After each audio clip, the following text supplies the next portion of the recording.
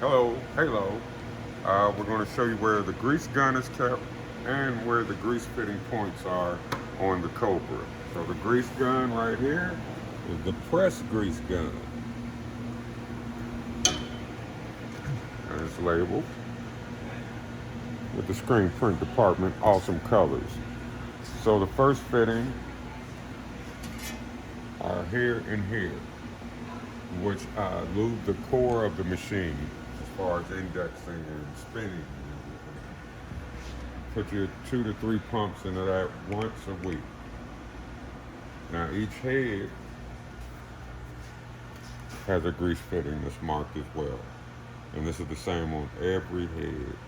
And you want to put a couple squirts of grease in this, especially on the heads that are utilized the most, like 1 and 10 or 5, 6. Where the flashes are, you don't have to. I would say rotate the flashes so that each head can get used though. So be sure to do that. And that's weekly. So be sure to grease your machine. And keep it clean, please. Keep it clean. Bam on.